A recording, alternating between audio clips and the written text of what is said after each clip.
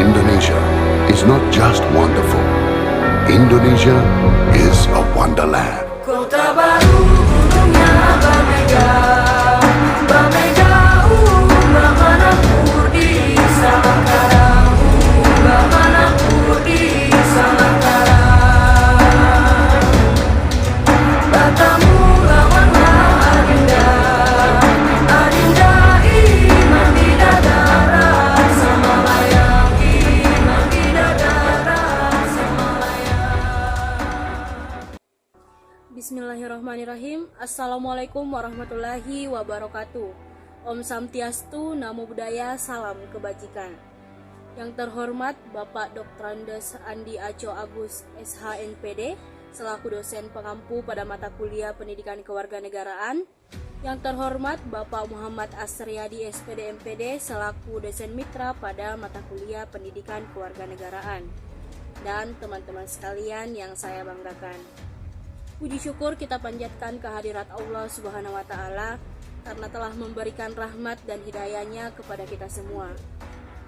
Tak lupa pula kita kirimkan salam dan salawat kepada Nabi besar Muhammad SAW sebagai rahmatan lil alamin.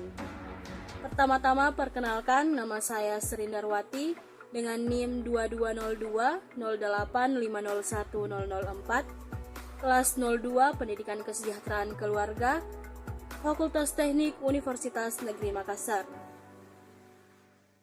Baik, di sini saya akan menampilkan dan mempresentasikan infografis terkait dengan materi pendidikan kewarganegaraan. Adapun pokok pembahasan yang akan saya bahas, yang pertama mengenai identitas nasional, yang kedua mengenai integrasi nasional, dan yang ketiga adalah konstitusional Undang-Undang Dasar Negara Republik Indonesia tahun 1945. Baik, untuk mengefisienkan waktu kita masuk ke pembahasan pertama, yaitu mengenai konsep dan urgensi dari identitas nasional. Secara etimologi, identitas nasional berasal dari dua kata, yaitu identitas atau identity yang berarti ciri atau jati diri yang membedakannya dari yang lain, dan kata nasional atau nation yang berarti bangsa.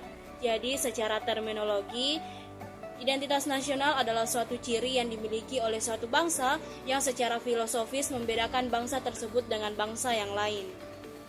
Adapun faktor pendukung dari lahirnya identitas nasional dapat dibedakan menjadi dua, yaitu faktor objektif yang meliputi geografis, ekologis, dan demografi, dan faktor subjektif yang meliputi faktor historis atau sejarah, sosial, politik, dan kebudayaan bangsa Indonesia. Selanjutnya mengenai urgensi atau pentingnya identitas nasional. Yang pertama sebagai jati diri bangsa yang mencakup kepribadian, identitas, dan keunikan yang terwujud menjadi satu kesatuan. Yang kedua yaitu nilai-nilai yang dianggap baik karena pada dasarnya Pancasila adalah pedoman hidup berbangsa dan bernegara. Dan yang terakhir sebagai faktor penentu dalam pembangunan karakter bangsa karena pada dasarnya Pancasila sebagai dasar penguatan karakter bangsa menuju Indonesia maju dan bahagia. Selanjutnya, sumber dari identitas nasional. Yang pertama, sumber historis yang ditandai dengan munculnya kesadaran bangsa Indonesia yang dikenal dengan masa kebangkitan nasional. Yang kedua, secara sosiologis, yakni terbentuk dalam proses interaksi, komunikasi, dan persinggungan budaya secara alami. Dan yang terakhir adalah sumber politik yang dapat kita lihat dari unsur-unsur dari identitas nasional itu sendiri. Selanjutnya, ciri identitas nasional dari aspek kebudayaan. Kebudayaan nasional sendiri merupakan akumulasi dari kebudayaan yang ada di berbagai daerah. Adapun persebaran dari kebudayaan dapat kita lihat dari rumah adat, upacara adat, tarian, lagu, musik tradisional, dan pakaian adatnya. Adapun fungsi dari kebudayaan nasional yaitu sebagai jati diri bangsa, meningkatkan rasa nasionalisme dan toleransi antar sesama, sebagai media pembelajaran, serta sebagai warisan leluhur yang tidak boleh dilupakan. Baik, adapun unsur-unsur dari identitas nasional, yang pertama adalah bendera negara sang merah putih yang ketentuannya diatur pada Undang-Undang Nomor 24 Tahun 2009 Pasal 4 Ayat 1 dan 3.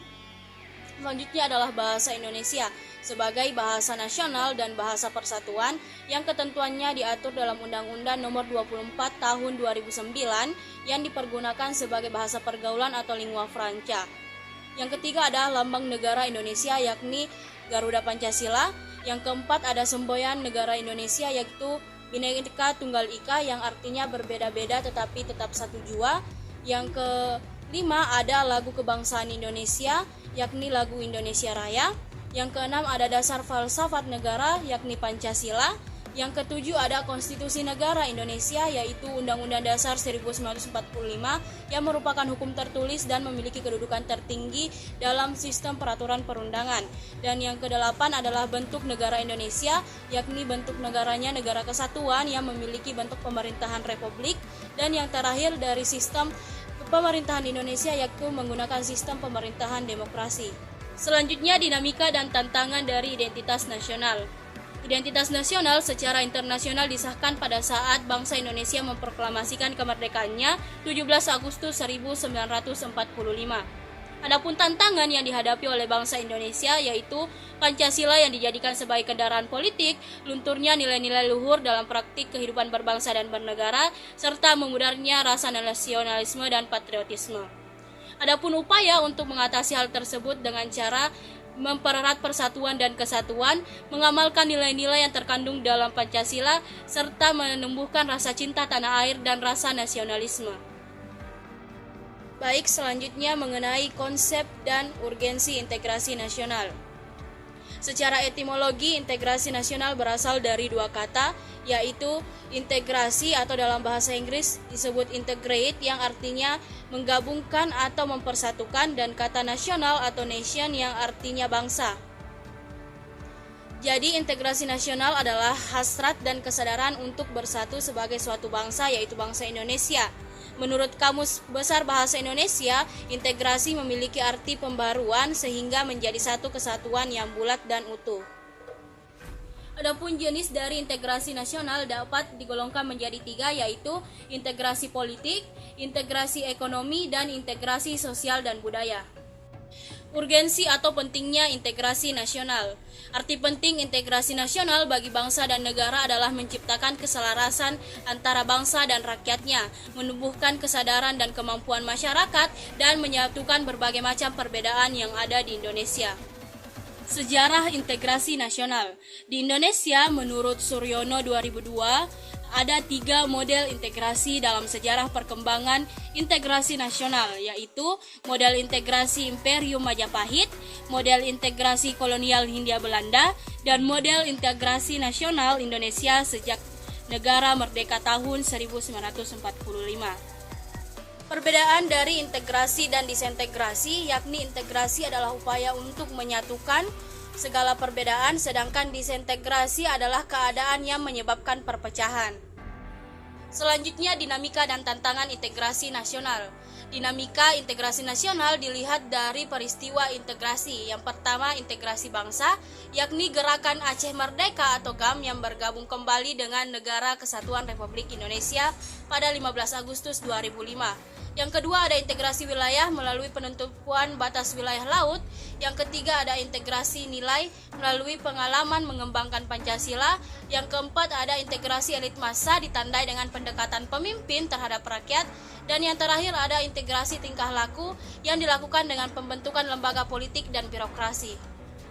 Adapun faktor pembentuk integrasi nasional yaitu adanya rasa senasib sepenanggungan, adanya ideologi nasional, adanya tekad serta keinginan untuk bersatu, dan adanya jiwa dan semangat persatuan dan kesatuan. Adapun faktor dari penghambat integrasi nasional yakni kurangnya toleransi, kurangnya penghargaan terhadap ideologi bangsa, ketidakpuasan terhadap ketidakmerataan pembangunan, serta kurangnya kesadaran diri masyarakat terhadap ancaman dari luar. Adapun tantangan dalam membangun integrasi nasional yakni tantangan horizontal yang mencakup tantangan pada perbedaan suku, agama, ras, dan geografi, dan tantangan vertikal yang mencakup perbedaan antara kaum elit dan massa yang bersangkutan dengan kebijakan pemerintah. Selain itu ada tantangan militer yang mencakup mengenai gencatan senjata serta tantangan non-militer seperti ancaman yang berdimensi ideologi dan politik. Adapun cara mengatasi tantangan integrasi nasional telah diatur dalam Undang-Undang Dasar Negara Republik Indonesia tahun 1945, pasal 30 ayat 1-5. Salah satunya membahas mengenai TNI dan Polri sebagai kekuatan utama dan rakyat sebagai kekuatan pendukung dalam usaha pertahanan dan keamanan rakyat semesta. Selanjutnya ada konsep dan urgensi konstitusi negara.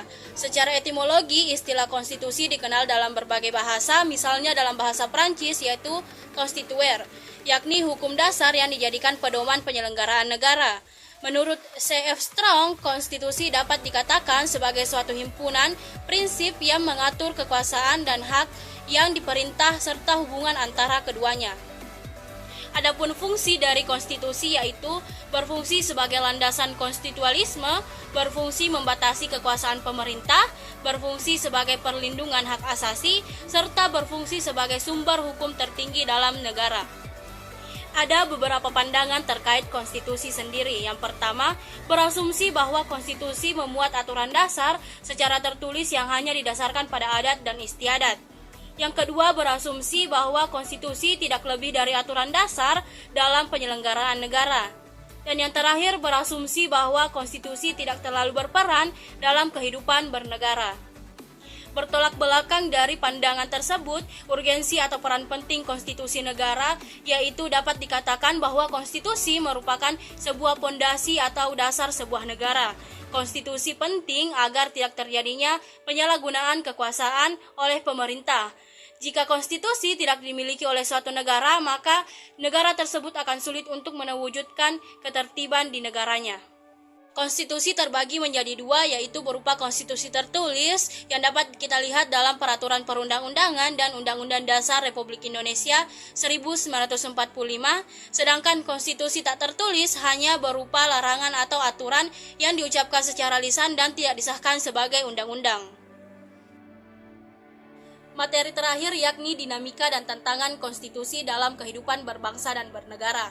Konstitusi Indonesia disahkan sebagai revolusi konstitusi pada 18 Agustus 1945 oleh Komite Indonesia untuk Persiapan Kemerdekaan dalam sebuah teks yang disebut Konstitusi Republik Indonesia, yakni Undang-Undang Dasar Negara Republik Indonesia. Adapun perubahan yang dialami oleh Undang-Undang Dasar Negara Republik Indonesia, yakni yang pertama ada Undang-Undang Dasar Negara Republik Indonesia tahun 1945 pada masa kemerdekaan, yang kedua ada Konstitusi Republik Indonesia Serikat pada tahun 1949, yang ketiga ada Undang-Undang Dasar Sementara pada tahun 1950, yang keempat ada Undang-Undang Dasar Negara Republik Indonesia tahun 1945 pada masa Orde Lama, yang kelima ada Undang-Undang Dasar Negara Republik Indonesia tahun 1945 pada masa Orde Baru, dan Undang-Undang Dasar 1945 pada era reformasi yang berlaku sampai dengan sekarang.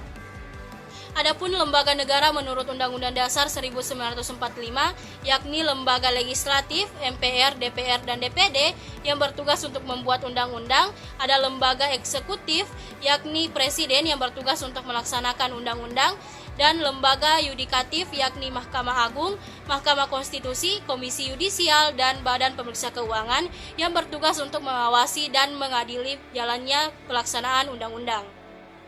Adapun tantangan dalam konstitusi negara yakni masih banyaknya pejabat yang korupsi, masih banyaknya masyarakat yang tidak ikut berpartisipasi dalam pemilu, masih banyaknya ketidakadilan dalam hukum, serta masih banyaknya masyarakat yang tidak toleran terhadap perbedaan baik suku, agama maupun ras.